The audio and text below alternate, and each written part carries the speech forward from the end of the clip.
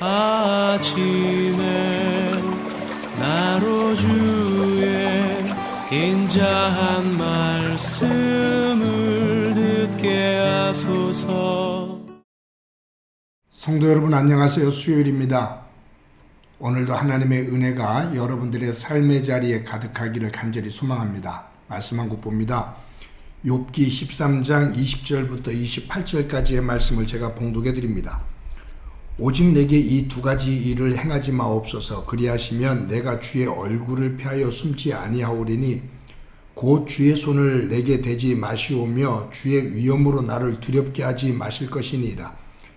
그리하시고 주는 나를 부르소서. 내가 대답하리이다. 혹 내가 말씀하게 하옵시고 주는 내게 대답하옵소서. 나의 죄악이 얼마나 많으니이까 나의 허물과 죄를 내게 알게 하옵소서. 주께서 어찌하여 얼굴을 가리시고 나를 주의 원수로 여기시나이까. 주께서 어찌하여 날리는 낙엽을 놀라게 하시며 마른 검부를 뒤쫓으시나이까. 주께서 나를 대적하사 괴로운 일들을 기록하시며 내가 젊었을 때에 지은 죄를 내가 받게 하시오며 내 발을 차고에 채우시며 나의 모든 길을 살피사 내 발자취를 점검하시나이다. 나는 썩은 물건의 낡아짐 같으며 전 먹은 의복 같으니이다. 아멘. 여러분은 지금까지 살아오시는 동안 그 삶을 돌아보면 했던 말, 했던 행동, 그리고 내렸던 결정들, 이런 것들에 대한 어떤 후회, 부끄러움, 이런 것들이 없습니까? 저는 있습니다. 그래서 종종 저의 삶을 돌아보다가 저 스스로가 얼굴이 붉어질 때가 있어요. 왜 그렇게 행동했지?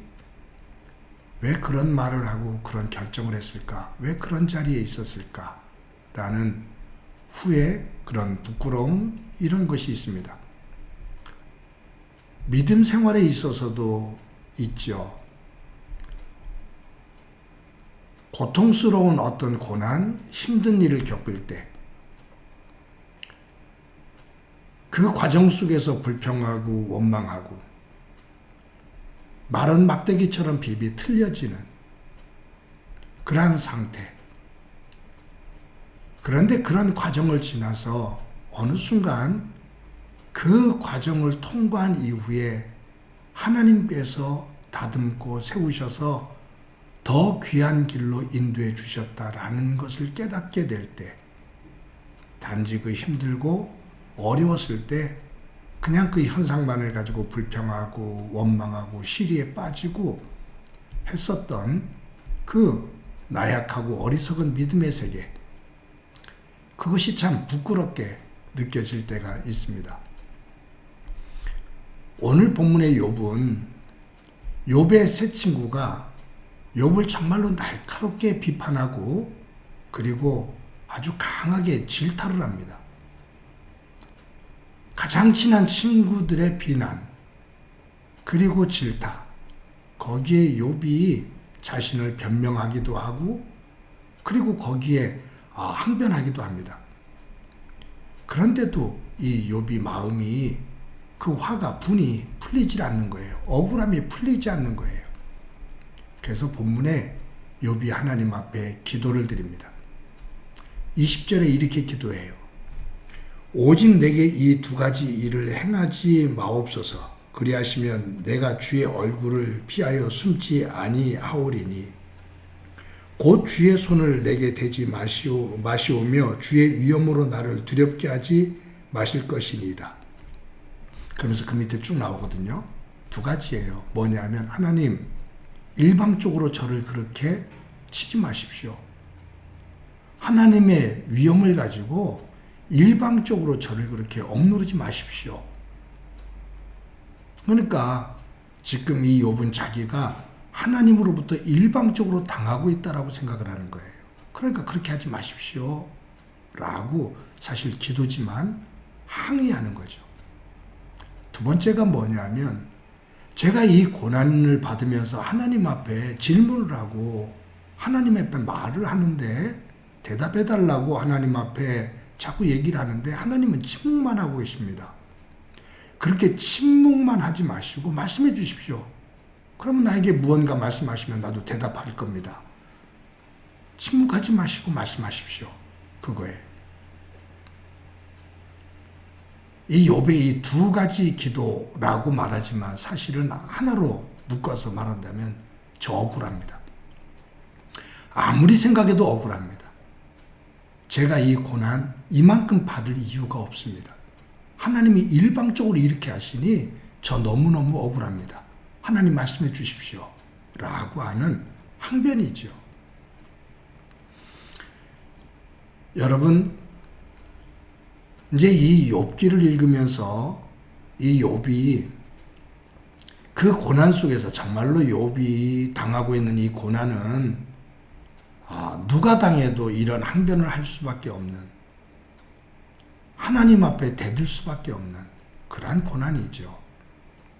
그런데 이 욥이 이 고난이 끝난 이후에 하나님의 깊은 뜻, 하나님의 그 사랑, 하나님의 가지고 계신 그 생각, 그것을 뒤늦게 깨달은 이후에 오늘 이 기도를 생각해 보면 참 부끄럽다. 하나님은 나를 위해서 이런 생각을 가지고 이 일을 진행시켰는데 나는 그 과정 속에서 하나님 앞에 이렇게밖에 표현을 못했구나 라는 부끄러움, 후회, 이런 것을 갖지 않았을까 하는 생각을 해봅니다. 저는 이 본문을 묵상하면서 제 머릿속에 떠오른 말씀이 있어요. 역대상 30장입니다. 역대상 30장 7절 8절 제가 읽어드릴게요. 내가 두 가지 일을 주께 구하였사오니 내가 죽기 전에 내게 거절하지 마시옵소서. 곧 헛된 것과 거짓말을 내게서 멀리 하옵시며 나를 가난하게도 마옵시고 부하게도 마옵시고 오직 필요한 양식으로 나를 먹이시옵소서. 이것은 아굴의 기도입니다. 아굴이라는 사람이 어떤 사람인지 성경에 나오지 않아요. 단지 야게의 아들이라고만 표현되어 있습니다. 근데 이 아굴이 하나님 앞에 기도하는데 제가 7절과 8절 읽어드렸잖아요. 역대상 30장 1절부터 6절까지 쭉 읽어보면 거기에 아굴의 어떤 내용이 나오냐 하면 하나님의 세계, 하나님께서 이끄시는 세계, 하나님의 생각, 하나님 저 그거 잘 모릅니다. 저 그것을 알 만큼 지혜로움이 없습니다. 하나님의 세계는 제가 모릅니다. 그러면서 아굴이 기도하는 거예요. 하나님의 뜻, 하나님의 생각, 하나님의 세계를 제가 잘 모르는데 제가 두 가지는 기도합니다. 저에게 헛됨과 거짓말 없게 하옵소서. 정신적인 영역이죠. 부하게도 가난하게도 마옵소서.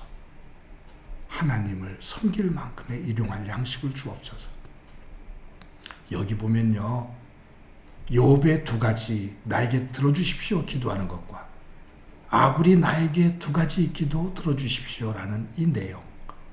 근데 그 기도에 임하는 자세가 달라요. 욥은요 억울해요. 내 의의를 드러내요. 근데 아굴은 자신의 약함과 부족함을 드러내요. 그러니 기도 내용이 다릅니다. 비교할 수 없는 내용일지 모르지만 욥이 본문에서 두 가지 기도하니 하나님 들어주십시오.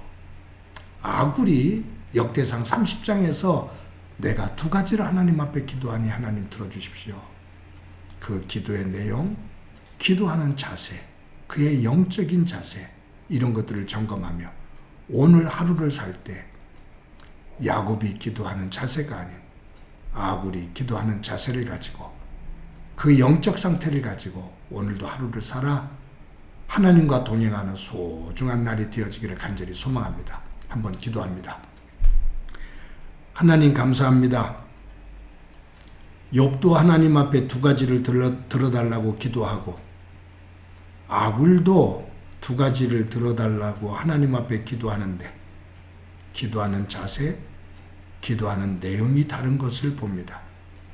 똑같은 기도지만 기도하는 자세와 내용이 달라 저들의 삶 자체에 서 있는 모습을 보게 됩니다. 오늘 하루를 살 때 욥의 기도 자세가 아닌 아굴의 기도의 자세를 가지고 설 수 있는 삶을 살 수 있도록 은총 베풀어 주옵소서. 오늘도 함께해 주시라 믿고 예수님의 이름으로 기도드립니다. 아멘.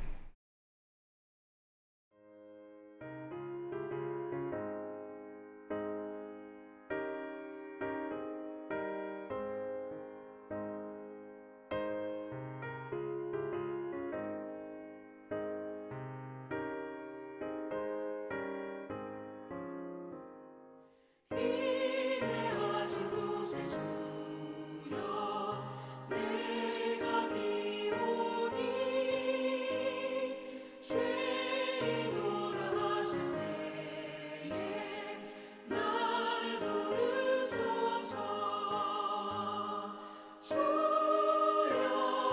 주여 내가 비오니 죄인오라 하실 때에 날 부르소서. 자비하신 보좌 앞에 굴 엎드려 자복하고 회개하니 믿음 주소서. 주여 주여 내가 비오니 죄인오라 하실 때에 날 부르소서.